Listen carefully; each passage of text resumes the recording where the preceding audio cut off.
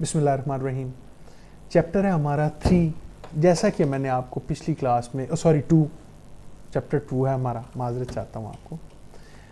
जैसा कि पिछली क्लास में मैंने आपको बताया था कि जो मतलब आपको जो कानून बताए आपको वही मतलब याद रखना है।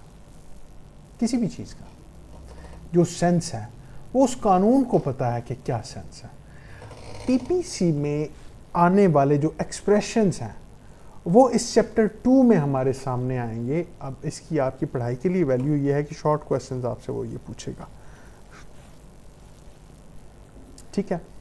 तो इसमें जो जो चीज़ जैसे जैसे बताई गई है हमें वो समझते जाना।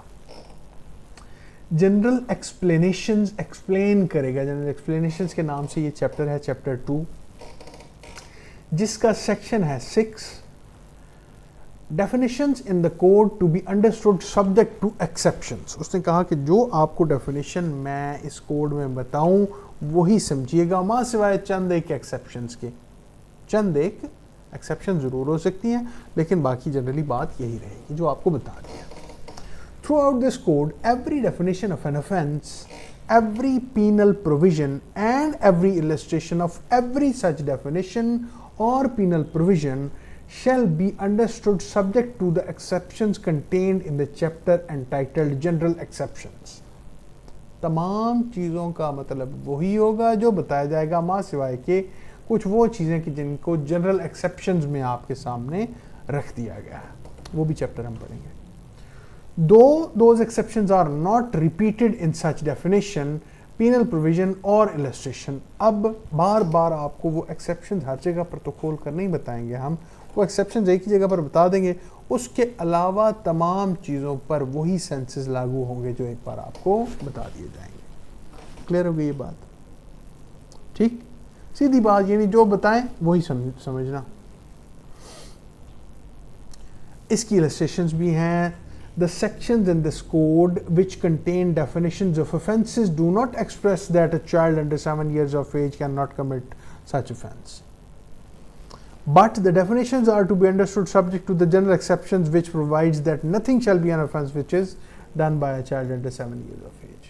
ठीक, एक एक्सेप्शन है कि 7 साल के कम का बच्चा कुछ भी कर ले वो ऑफेंस नहीं कहला सकता। अब ये हर वर्ड ऑफेंस के साथ हम नहीं आपको बताएंगे, आप खुद याद रख लीजिएगा। B.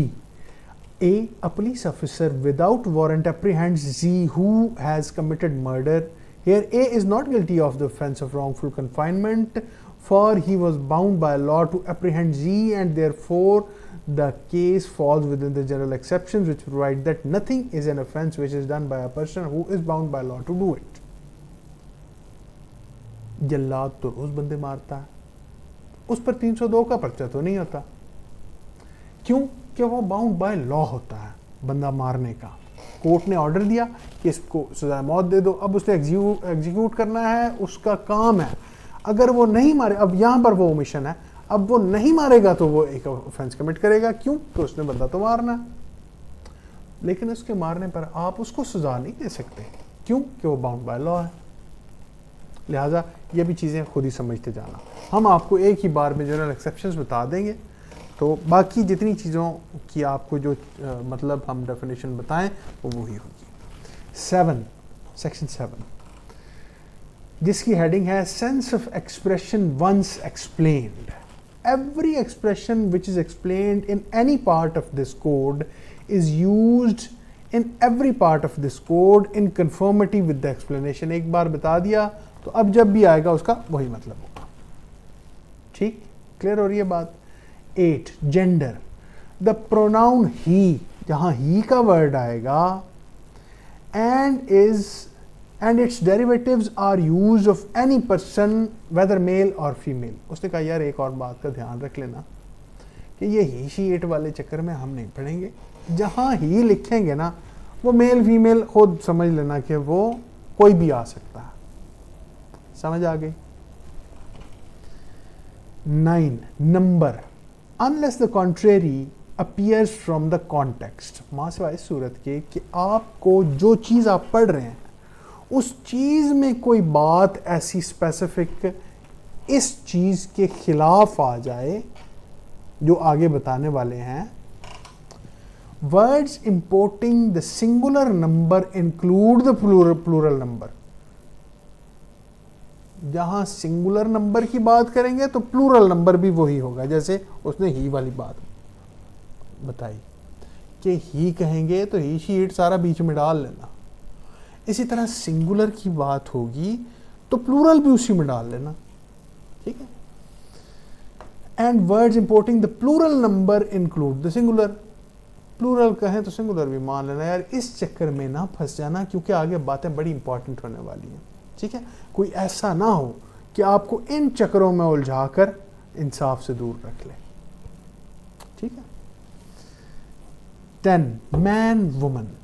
अब उसने कहा कि ये जो चक्कर है, the word man denotes a male human being of any age. अब ये नहीं है कि जनाब भी मैन तजे बढ़िया नहीं, ऐसा नहीं है। जिस भी एज का हो ना, वो बच्चा है बड़ा है, मैन ही कहलाएगा। The word woman denotes a female human being of any as. Woman कहेंगे तो सारी एजेस की वुमन उसमें आ जाएंगी। Section 11 person. The word person includes any company or association or body of persons, whether incorporated or not. निरा ये जो इंसान बैठा है इसी को पर्सन मत समझ लेना। आपने अगर कोई कंपनी बनाई है या कोई भी बॉडी है ऑफ पर्सन जिसमें लोग इकट्ठे बैठे हैं, एसोसिएशन है, फर्म है, वो भी पर्सन ही काउंट होगी। उसके भी राइट्स एंड रिस्पॉन्सिबिलिटीज हैं, उसके भी ऑफेंसेस हैं और पेनल्टीज हैं, ठीक है। तो ये भी पर्सन ही काउंट होंगे। 12 पब्लिक। क्लियर हो रही हैं बातें? तेज तो नहीं चल रहा? The word public includes any class of public और एनी कम्युनिटी। जहां वर्ड पब्लिक आएगा तो पब्लिक की कोई भी क्लास उससे मुराद हो सकती है या कोई कम्युनिटी मुराद हो सकती है, ठीक। ये खास किस्म के लोग हैं, ये पब्लिक है।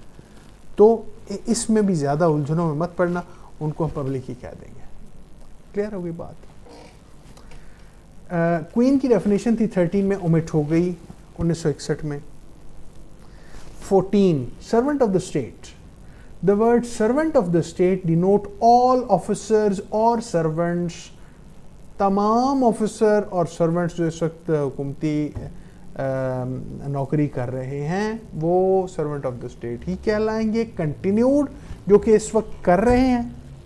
अपॉइंटेड और एम्प्लॉयड इन पाकिस्तान जो कि पाकिस्तान में अपॉइंट किए गए हैं, एम्प्लॉय किए गए हैं। बाय और under the authority of federal government, ख्वाह वो वफाकी हुकूमत के तहत नौकरी कर रहे हैं अपनी, और एनी प्रोविंशियल गवर्नमेंट या किसी सूबाई हुकूमत के तहत नौकरी कर रहे हैं, तो वो सर्वेंट ऑफ द स्टेट ही कहलाएंगे। क्लियर हो गई बात? Good.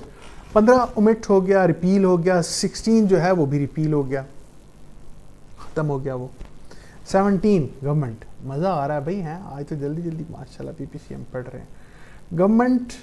The word government denotes the person और persons authorised by law to administer. हुकूमत क्या होगी?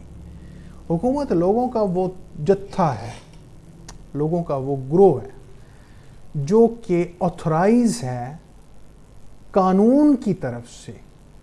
किस चीज़ के लिए? Administer executive government in Pakistan, कि एग्जीक्यूटिव फंक्शंस परफॉर्म करे पाकिस्तान में, एग्जीक्यूट करे।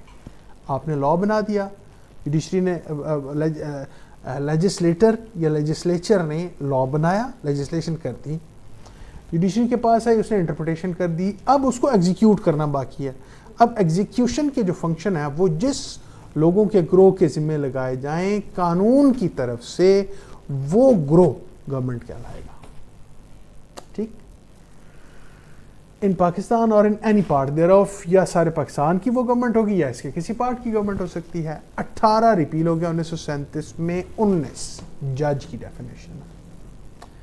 अब ये मैंने क्लास में बताया था, आपको भी बता रहा हूँ, जज की डेफिनेशन। अच्छा खैर पहले ये समझ लें। Judge. The word judge denotes not only every person who is officially designated as a judge, जिसको जज बना दिया वो जज है।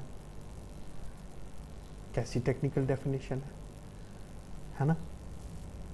सिर्फ वो जज नहीं है, उसने यहाँ से बात, वो तो जज है ही है, सिर्फ वो जज नहीं है, बट ऑल्सो एवरी पर्सन हर वो शख्स भी जज है who is empowered by law, जो जिसको कानून ने किसी भी तरह से ये इख्तियार दिया हो to give in any legal proceeding civil or criminal a definitive judgment, और जिसको ये इख्तियार हो कि वो कोई भी सिविल या क्रिमिनल प्रोसीडिंग में अपना फैसला दे।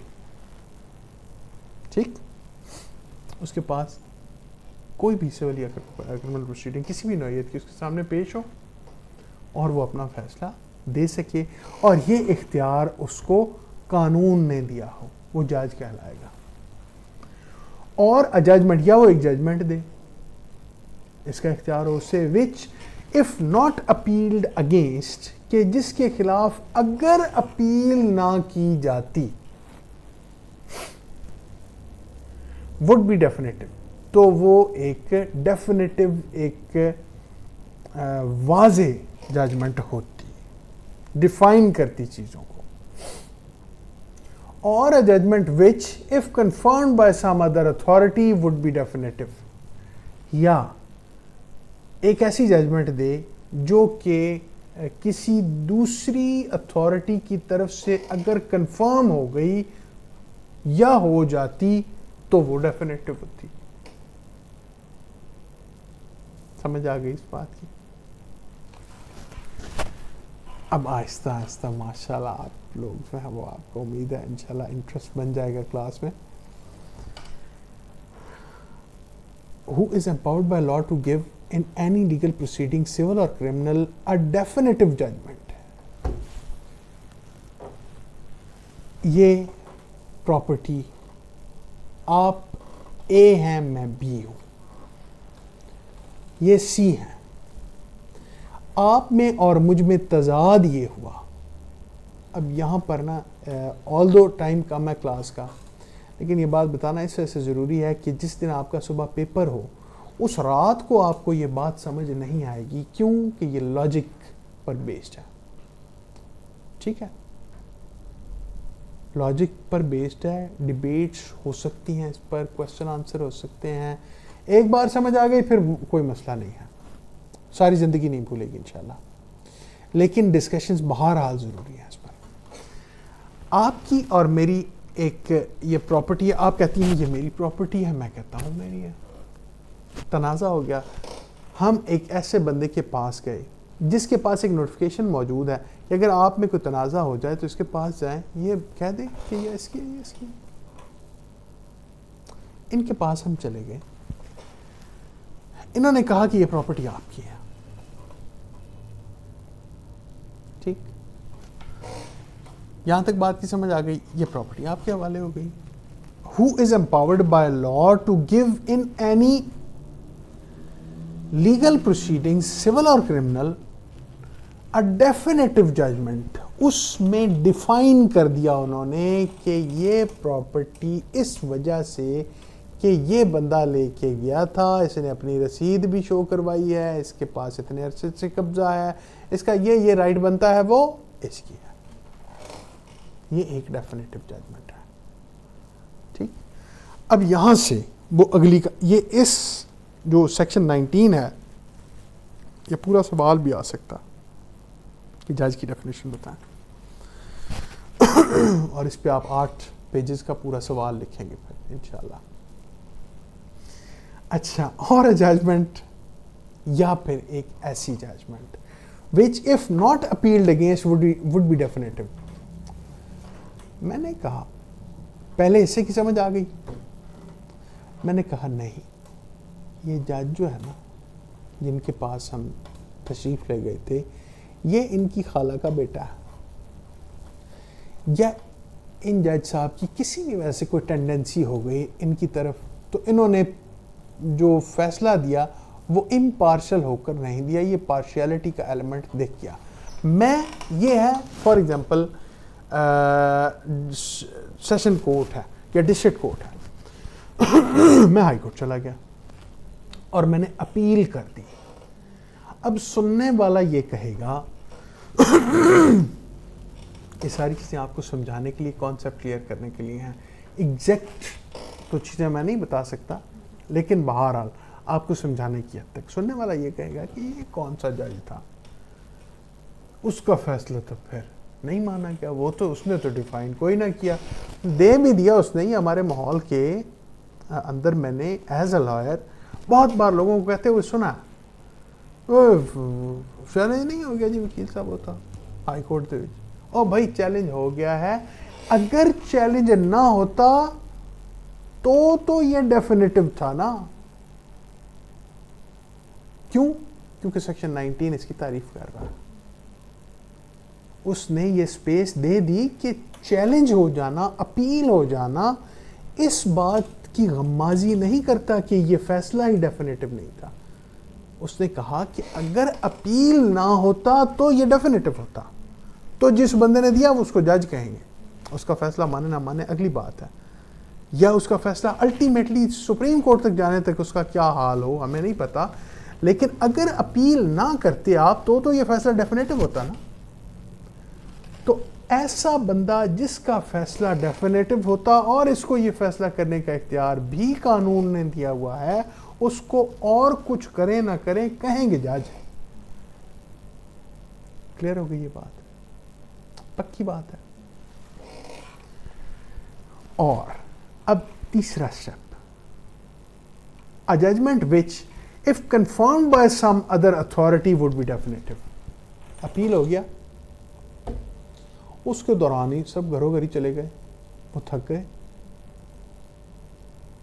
हम इस जज की क्रेडिबिलिटी को शेक नहीं कर सकते। अब उससे अगली सूरत यह है कि if confirmed by some other authority would be definitive. Appeal हो गया और ऊपर वाली अदालत ने वो फैसला उड़ा दिया कि नहीं, ये प्रॉपर्टी आपकी नहीं मेरी है, तो फिर तो लाजिम बात है कि मैं कहूँगा ये केड़ा जज है। कहूँगा कि नहीं कहूँगा? जिसने मुझे मेरे हक में फैसला नहीं दिया था, मुझे तो बुरा लगेगा, लगेगा कि नहीं? तो मैं ये कह सकता हूँ मैं नुजाजी नामंदा। बाबू तू ऐसा नहीं कह सकता। क्यों? कि सेक्शन 19 में ये लिखा हुआ है कि अगर कंफर्म हो जाता तो ये फैसला डेफिनेटिव होता, लिहाजा तू माने ना माने हम मानेंगे। कानून ये कह रहा है कि है ये जज। फिर भी क्लियर हो गई बात? समझ आ गई? कोई कंफ्यूजन तो नहीं है? अच्छा, कंफ्यूजन अगर है तो फिर इस वीडियो के बाद आप डिस्कस कर लीजिएगा, अपनी वो जो नोट डाउन करती जाइएगा अगर कोई ऐसी चीज़ें हैं तो। हु इज अब बट ऑल्सो एवरी पर्सन, जो हमने ऊपर वाली लाइन में पढ़ा था, but also every person who is empowered by law to, वो वहां तक हमने ये बात समझ ली। अब वो जो हमने समझा हम भूल गए, खत्म बात। अब हम फिर वहां से शुरू करेंगे, बट ऑल्सो एवरी पर्सन। अब ये नीचे वाले पैराग्राफ से who is one of a body of persons, जो कि अफराद की एक ऐसी बॉडी में से हो, which body of persons is empowered by law to give such a judgment. ये एक बंदा नहीं था, ये 5 लोग थे। फैसला किसी एक ने दिया, हमने उसको जज माना। अब सुनने वाला शरारती जहन तो ये भी कह सकता है कि चल यार, ज़्यादा से ज़्यादा अगर ये जो क्लॉज है ये ना होती, ये आखिरी वाला पैराग्राफ ना होता, मैं बाहर निकल के कहता यार चलो ठीक है, वो जिस बंदे ने किया था ना फैसला, उसके बारे में ये पैराग्राफ आ गया, मैं मान लेता हूँ कि वो जज ही है। लेकिन 5 जजेस का बेंच था, डीबी था, जिसका ये एक मेंबर था। मैं इसे तो ना मानू, इसने थोड़ी दिया था। उसने कहा ना तू इसे भी मानेगा। क्यों? कि अगली लाइन में हमने ये बता दिया कि एक ऐसी बॉडी ऑफ पर्सन जिसमें किसी एक ने वो फैसला दिया, उस बॉडी ऑफ पर्सन का एक ऐसा रुकन जो उनके साथ बैठा था वो भी कहलाएगा जज। क्लियर होगी ये बात? पक्का? गुड। इलस्ट्रेशंस हैं इसकी। अ मैजिस्ट्रेट, ए कट गई, सी कट गई, डी कट गई, सिर्फ एक है illustration. A magistrate exercising jurisdiction in respect of a charge on which he has power to sentence to fine or imprisonment with or without appeal is a जज। सीधी बात के एक ऐसा मजिस्ट्रेट जिसको जुरिस्डिक्शन थी, लॉ ने पावर दी हुई थी, उसने फाइन किया या कोई कैद कर दी किसी को और इस बात का उसे कानून इख्तियार देता था, तो वो एक जज कहलाएगा। ठीक, good. 20 court of justice. The words court of justice denote a judge who is empowered by law to act judicially alone. Court of justice क्या है कि इसका मतलब ये होगा कि एक ऐसा जज जिसको ये इख्तियारात हों, कानून ने दिया हों, टू एक्ट जुडिशली अलोन, के वो तने तनहा अदालती इख्तियारात को इस्तेमाल करते हुए अदालत का अमल जारी और सारी रखे। और अ बॉडी ऑफ जजेस which is empowered by law to act judicially as a body, या एक ऐसी बॉडी जिसको कानून ने ये इख्तियारात दिए हों को अदालती इख्तियारात का इस्तेमाल करते हुए इंसाफ फराहम करे। व्हेन सच जज और बॉडी ऑफ जजेस इज एक्टिंग जुडिशली, अहम बात है, जब तक ये बंदा एक है या बॉडी है, एक्टिंग जुडिशली है, अपने अदालती फ़राइज़ सर अंजाम दे रहे हैं, तो ये कोर्ट ऑफ जस्टिस कहलाएंगे। जैसे ही उन फ़राइज़ मनसबी से हटेंगे तो ये कोर्ट ऑफ जस्टिस नहीं कहलाएंगे। तौहीन अदालत का सेंस ऐसे है कि एक जज ने ऑर्डर्स दिए while he was acting judicially, मैंने नहीं माने। एक्टिंग जुडिशली यानी उस इंसाफ का ढांचा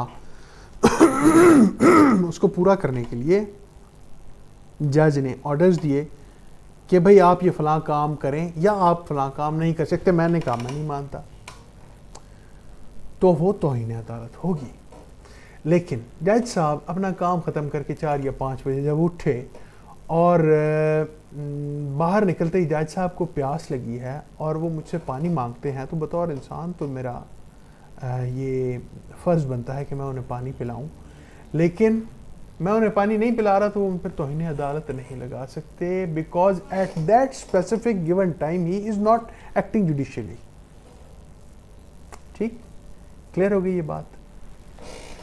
गुड। अच्छा, इसके आगे एक सेक्शन है तो वो भी वैसे छोटा सा, लेकिन अब आज 20 तक कर लें मेरा ख्याल है।